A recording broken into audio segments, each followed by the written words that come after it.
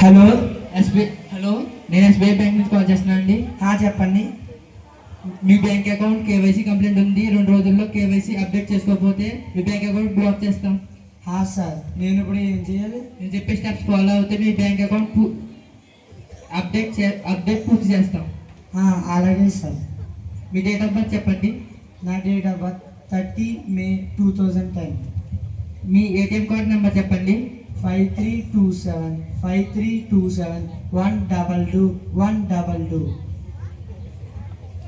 ఇప్పుడు ఓటీపీ వస్తుంది, చెప్పండి.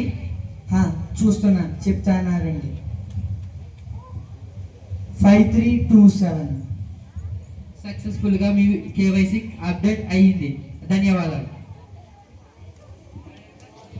అయ్యో ఏమైంది? నా అకౌంట్లో ఉన్న 30 లక్షలు పోయాయి. అది ఎలా జరిగింది? అందుకే జాగ్రత్తగా ఉండండి.